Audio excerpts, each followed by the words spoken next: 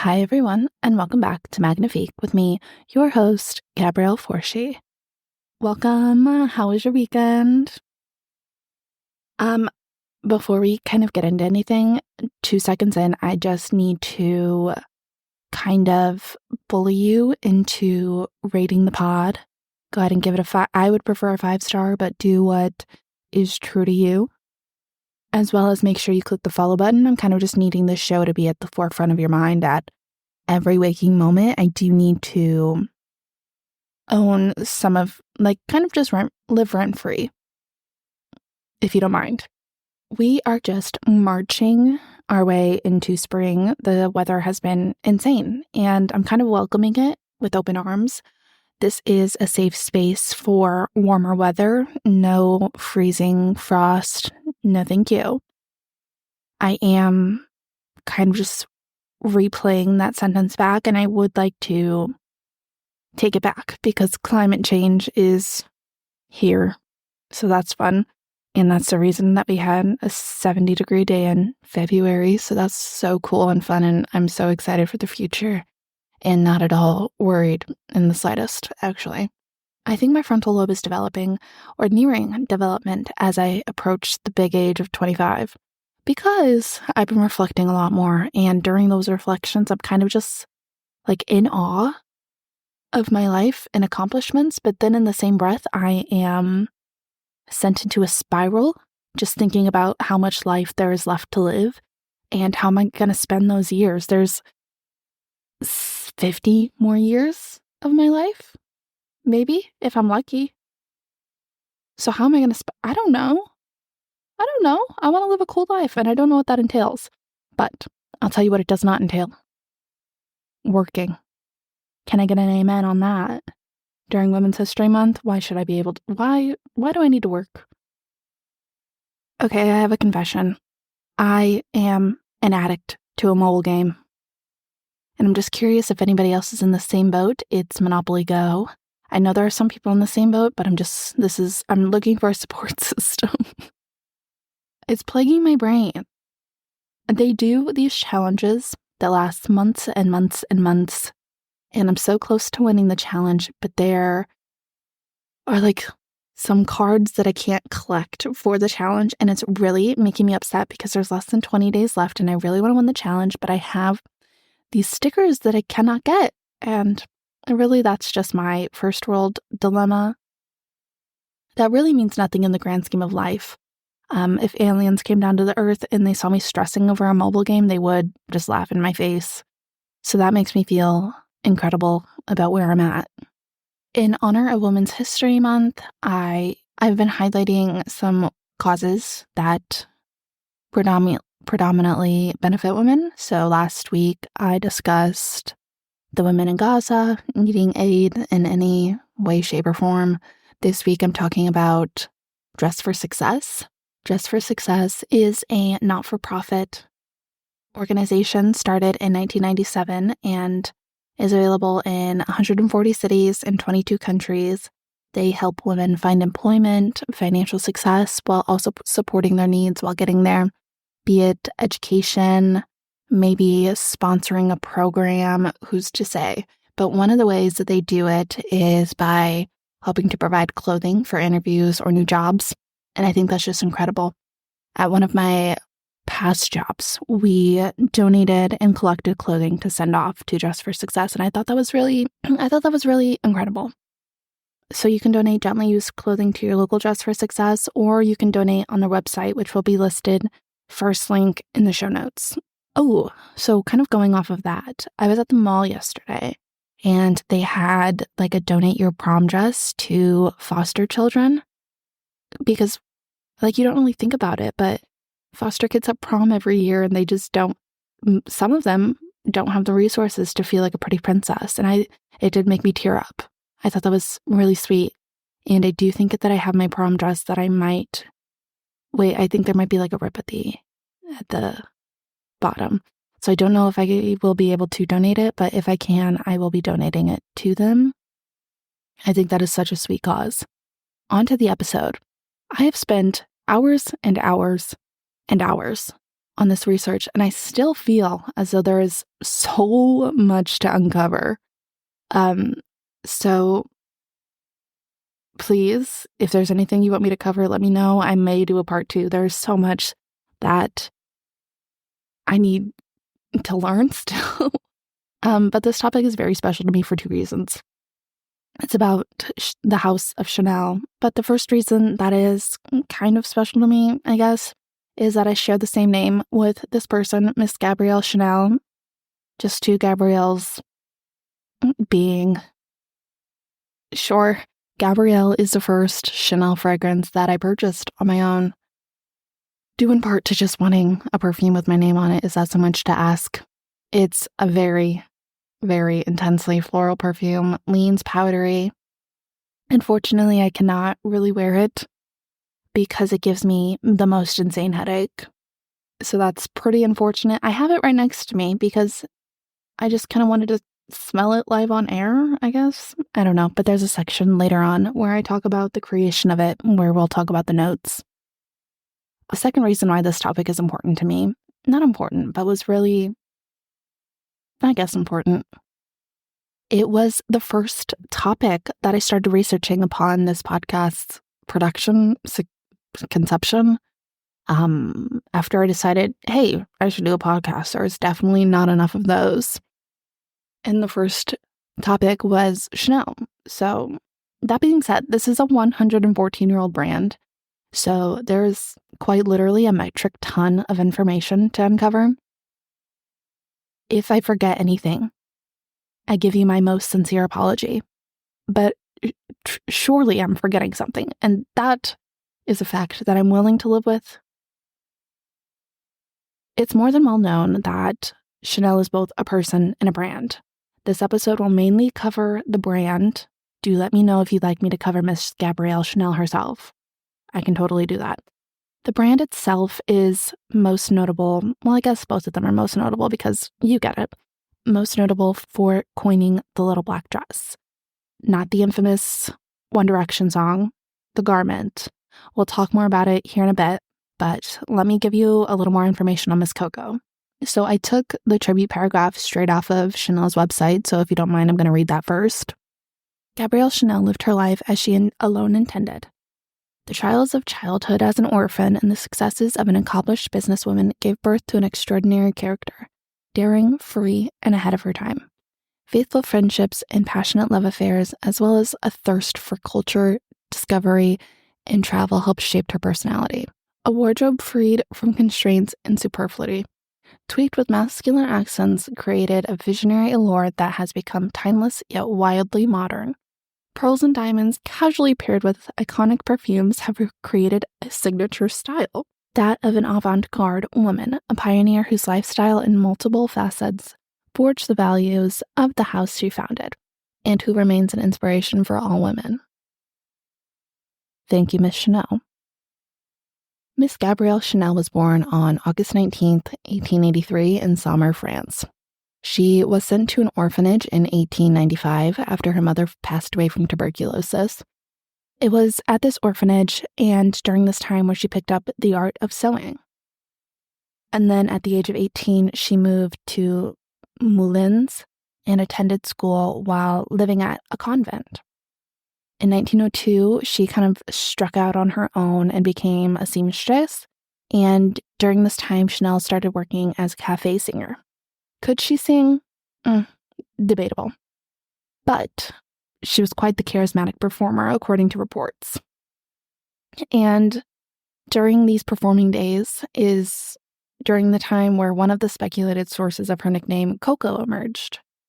Though the true story is kind of left unconfirmed, a theory is that it's a callback to when she would perform and the songs that she would sing.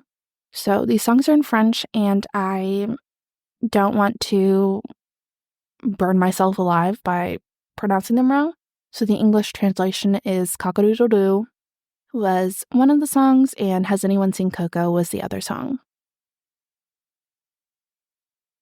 Gabrielle Chanel would go on to become a ruler of Parisian haute couture for the next 60 years of her life. Haute couture means custom-fitting exclusively high-end designs. The term is used in regards to elegance. And then Miss Coco died on January 10th, 1971, in Paris, France, due to a heart attack. She was 87 years old at the time. Though it wasn't until 2013 when Coco's personal apartment became a designated historical monument. On the second floor of the House of Chanel's original storefront lived Gabrielle Chanel's personal apartment, filled with pieces that tell her story.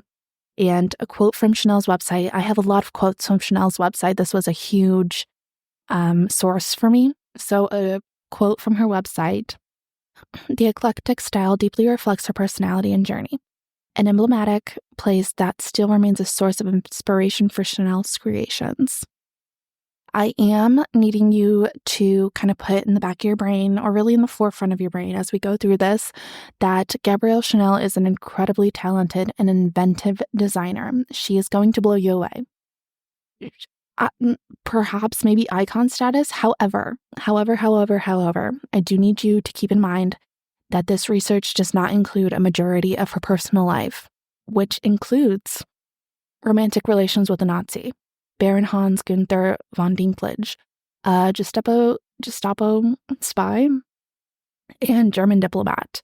And she was possibly, this part, fully speculation, there was no confirming, speculated that she was a possible spy herself. So bad news bears. Impressive designer, maybe not the best person. So let's keep that in mind as I kind of tell you things about the brand and you're like, wow, she's incredible. She's very inventive. She's very impressive. Perhaps a bad person. The French luxury fashion house was created in 1910, an Edwardian icon, or as they say in French, La Belle Époque, the beautiful era. What is everybody's favorite era? Mine is Victorian and the Gilded Age, just due to loving extravagance. Though I do know that if I lived through those times, I'd have been a peasant and hated everybody who made that extravagance that I currently gawk at in my daily life. I think I just like the architecture. I love grandiose architecture. They just don't make buildings like they used to, for better or for worse. On October 1st, 1910, a photo of Gabrielle Chanel was published in the magazine Commodia Illustrée, promoting her newfound hat brand. The hat brand was entitled Chanel Modes. Her hats went on to be worn by French actresses of the era, which helped garner popularity. Her apparel would go on to be worn by such well-renowned women like Elizabeth Taylor, Jane Fonda, Jackie O. I mean, the list truly goes on and on and on. In 1912, she opens her first Chanel boutique. It was here where she embarked on her journey to revolutionize women's fashion. Her line of products consisted of sportswear made from jersey fabric. It became so popular because it was originally a very inexpensive material and gave a cheaper look to dressing. At the time, comfort was very much a luxury, and wealthy, influential women ate this up. They went crazy for this. In 1915, the first Chanel Couture house opens up. In this house, she moves forward with employing 300 employees just 10 years after deciding to start this brand. It was here where she designs her first haute couture collection. However, in 1918, her first Chanel Couture house sets up shop in Paris, and this is at 31 Rue Cambon, where it still remains today and where her apartment, historical monument, is placed. History kind of makes me feel ill, just because I can't comprehend something from so long ago still being tangible, which is crazy because I love old architecture, and that is very much tangible. I just find it hard to understand that people lived lives just as we do today, only 100 years ago. Granted, differences occurred, but people lived lives, and that makes me feel weird. I find it hard to understand people's lives. In history class, it was kind of just storytelling for me. She closed all but one couture location following World War II in 1939, only to later reopen in 1954, where her comeback line being incredibly well received with this new jersey material set. However, in the beginning of Chanel's career in 1921, Chanel launched their first fragrance. It was made in partnership with Ernest Beau. You know her, you love her. Ladies and gentlemen, it's Chanel No. 5. Chanel No. 5 was such a revolutionary fragrance. It went on to become Marilyn Monroe's favorite fragrance. To quote Chanel's About section, it reads, Life magazine dedicated its feature story to Marilyn Monroe on April 7th, 1952. It was in this issue that the actress's declaration of Chanel No. 5 was first recorded. When asked Marilyn, what do you wear to bed? Marilyn Monroe answered, so I only wear Chanel No. 5. In 1955, photographer Ed Fingersh took a series of portraits of Marilyn Monroe spraying herself with Chanel No. 5. Chanel No. 5 is a powdery floral scent. You've got notes of jasmine, rose, musk. Everywhere that I looked this up prefaced just how much aldehyde is in this perfume. Now, I didn't know what aldehyde meant before this, so I took the liberty of learning something for the both of us. An aldehyde is a synthetic perfume ingredient used to give a scent a certain spark to them. These sparks typically lean into the powdery family or soapy and clean, which kind of lines up with the scent being incredibly powdery. Kind of old lady-like, if you must categorize it. In 2004, the crown known as the Face of Chanel No. 5 was passed down to Miss Nicole Kidman. Jacques Halou selected Nicole Kidman to be the new face of Chanel No. 5. The campaign was produced by Baz Luhrmann, Mr. Elvis director. Shout out, I guess. And then in the following year, in 1922, Ernest Beau creates Chanel 22, entitled after the year its creation. How original. Something you'll notice with the Chanel brand is that the names of things often correlate with the dates they were created. So keep that in mind as we kind of talk about things. And following Chanel No. 22, in 1924, the company Société des Parfums Chanel was created to produce and sell cosmetics and fragrances. This is where Ernest Beau becomes the in-house perfumer, and it's this year where Chanel also produces their first powder and lipsticks and kind of just makeup products in general. Ernest Beau remains the House of Chanel perfumer until 1954, when Henry Roberts succeeds him in this role. Henry Roberts, his first fragrance on board was released in 1955 entitled Pour Monsieur, a spicy, woody fragrance with notes of lemon. He also debuts Chanel No. 19, dedicated to Chanel's birthday, August 19th, which is a lot of people's birthday, and also coincidentally, my fiancé and I's dating anniversary. It's a big day.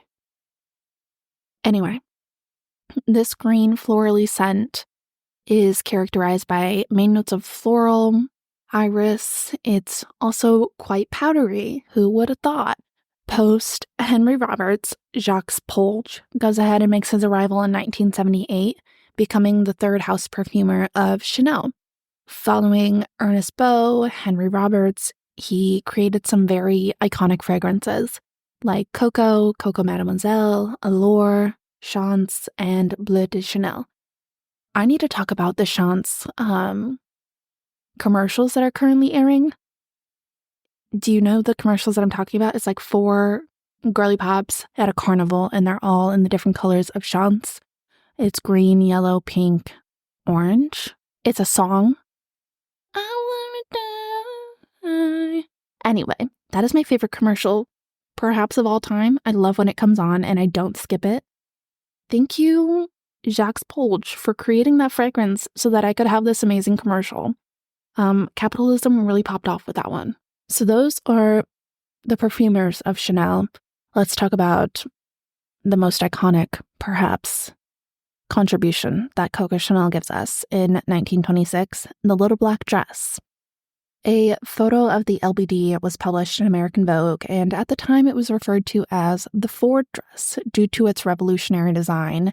Like the Model T, it was revolutionary. This dress was also incredibly revolutionary. The dress was a straight-cut, calf-length, long-sleeve, simple black dress. The world went absolutely bonkers bananas for this dress. Due to its versatility, it made sense that everybody needed a little black dress. The dress helped disassociate the color black from mourning. The LBD rebranded the color black as something of chic and sophistication, high class. Chanel created an exceptional enough garment that people dared to step out of the norm, and now look at us. Most of our closets are filled with black clothing due to its versatility and able to be dressed up and down. It's classic. Chanel really did that. That's kind of iconic. Remember, though, she was a Nazi. In 1932, Chanel presents her first and only attempt at a collection of high-end jewelry. The house then tried again post Coco's death in 1993 with the creation of Chanel Fine Jewelry, reproducing the Comet necklace from the Bijoux des Diamants collection created by Gabrielle Chanel in 1932 with her first attempt. But then in 1997, at 18 Place Vendôme became the first Chanel fine jewelry boutique. The collection was devoted entirely to watches and fine jewelry. And then in 2009, they evolved and moved into a fine jewelry studio, which was led fully by Patrice Legre, and they've been thriving ever since. So it's kind of cool to see Gabrielle's failed attempt to now a successful fine jewelry collection. After Gabrielle herself leaves jewelry behind, she said, "Not for me." She went on to create the 255 bag. In 1955, Gabrielle Chanel introduces the world to a bag unseen by anybody before. The 2.55, so lovingly and creatively got his name based on its birthday, February of 1955. 255. The concept came to be in 1929, and at this point, purses were to have a carrying handle and a carrying handle only. But Chanel, the inventive designer that she is, flipped it all upside down and said, "Put a shoulder strap on that one," freeing up hands, making for an incredibly practical design, and again, unlike anything seen before, revolutionary. Coco Chanel popularized the shoulder strap. I have a shoulder strap on my purse. I exclusively shoulder wear my purse, and that was due to Coco Chanel. I think that's so incredible. She's quite impressive, that one. After the success of the 2.55 bag, in 1956, she releases the staple-trimmed tweed suit. This is going to become a staple in the house's legacy and will be revisited time and time again over every collection. Actually, it's very prominent in the current collection that we just saw at Fashion Week in 2024. In 1957, Chanel creates the perfect ensemble to the tweed suit. She creates the two-toned pump. Say it with me, guys. Oh my gosh. To describe it, it's a nude pump with the tip of the toe kind of looking like it was dipped in black. Another revolution that she created, the back strap of a heel. Are you joking me? It's kind of hard not to be impressed with her. Okay, so let's go over things that she's created so far. Heel back strap, shoulder strap for the purse, the little black dress, and revolutionized the color black.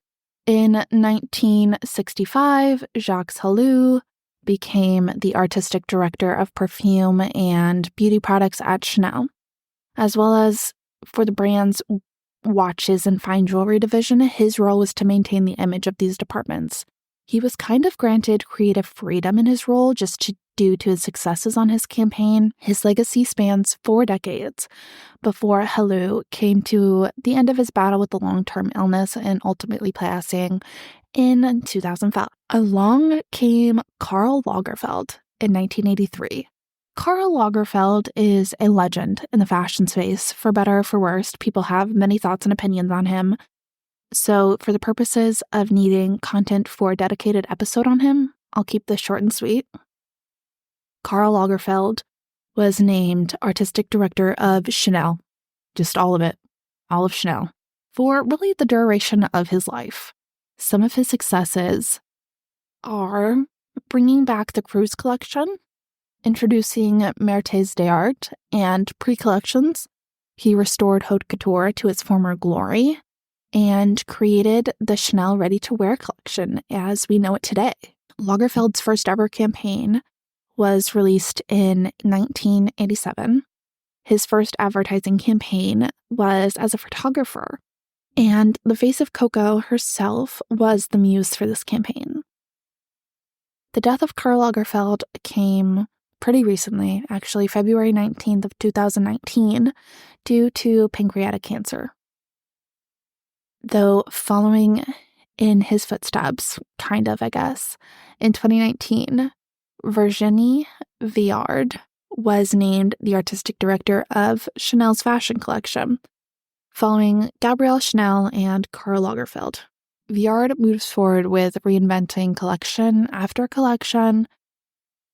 Beauty and allure is found in simplicity, and he really focuses on the detail and maintains Gabrielle Chanel's excellence. So those are the faces and the artistic directors of Chanel. So post Karl Lagerfeld's introduction, we have the launch of Coco in 1984. Ines de la Fréjance becomes the face of Coco, which makes her the first model to sign an exclusive contract with a couture house.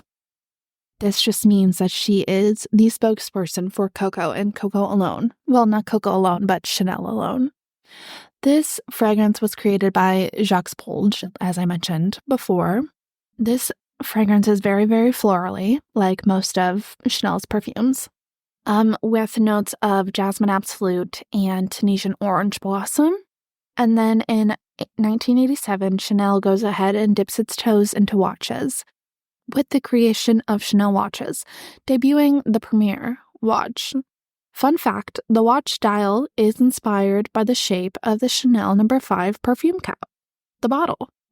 I thought that was really cool, so that is my fun fact for you. And then we have one of the first campaigns photographed by Lagerfeld in 1995, the first spring-summer ready-to-wear collection. This collection was a huge success for the couture house, and the legacy has remained today with the ready-to-wear collections.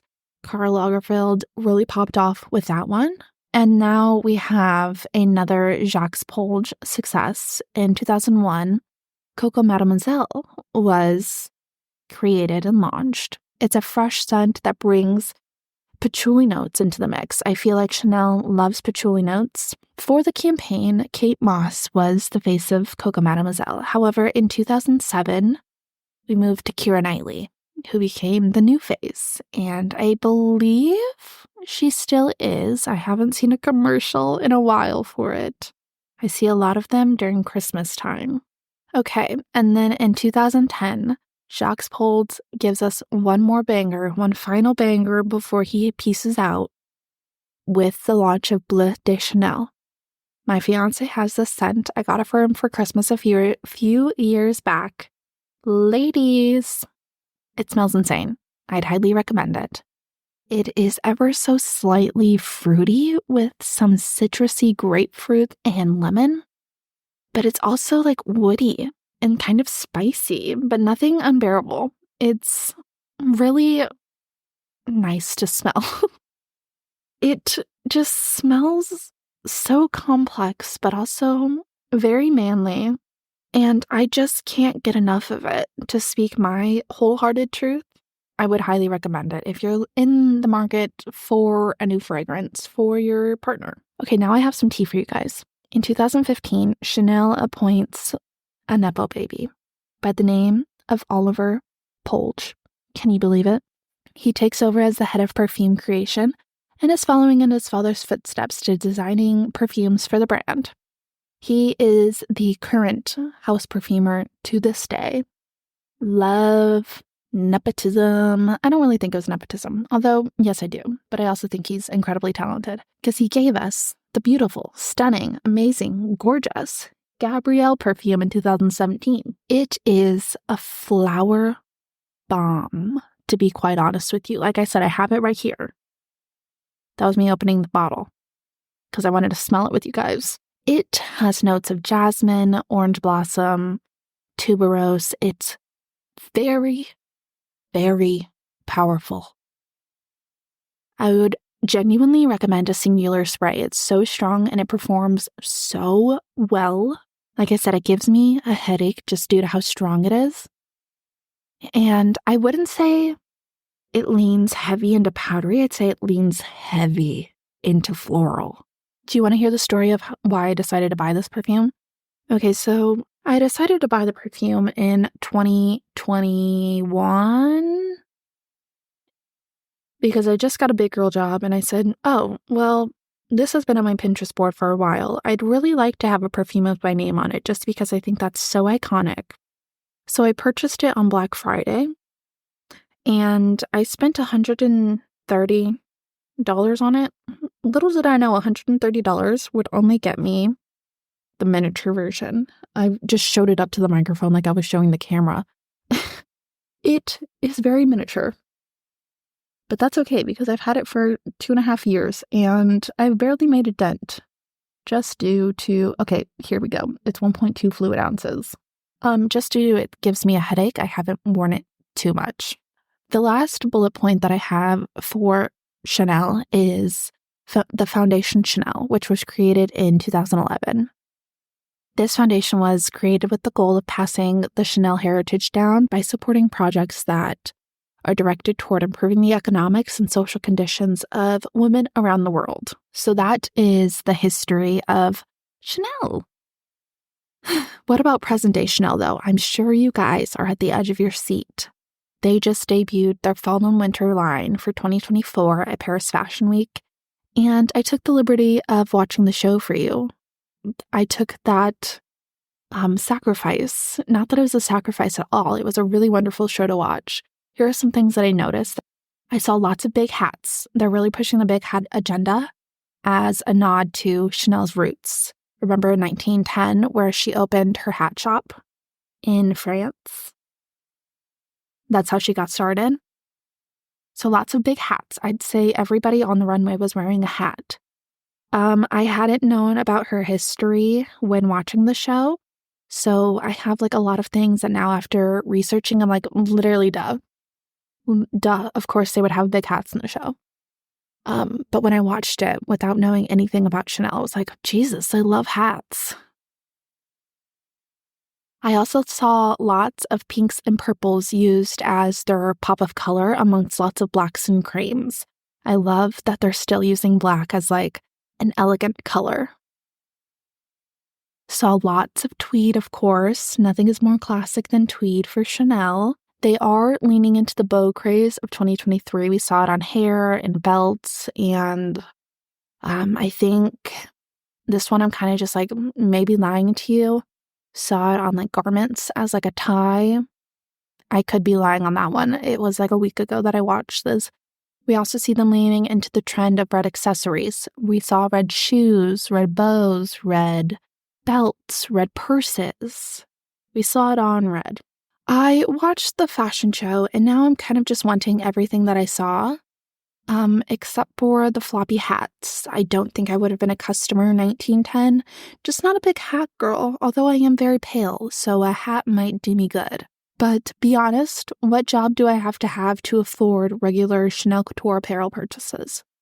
And I'm not just talking like one or two every now and again. I mean like I want everything. I have no notes. For Jenny Vard, really popped off with this one. I'm loving everything that I'm seeing and I'd like to purchase it all. Would I go into credit card debt for it? No, but I would accept a free package of everything. So my closing notes for this episode is that this was an incredibly immersive topic to research. Gabrielle Chanel is incredibly impressive and inventive in her designs. I really wish she wasn't a Nazi so that I could idolize her, truly, but I can't. But I hope you enjoyed. I hope you found this insightful, and I hope that something impressed you by this. I was up late last night, just excited about everything that I learned. I told so many people about the facts that I learned, and I was like, wait a minute, I can't tell them everything. They have to listen to this. So I hope you enjoy. If you want to keep up with us, you can follow us on Instagram at MagnifiquePod or myself, Gabrielle Forshee, on the Insta.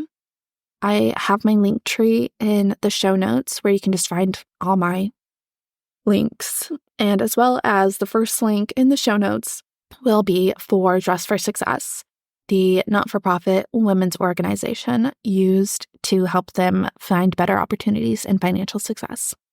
With that, I thank you, and I hope to see you back next week. Bye, guys.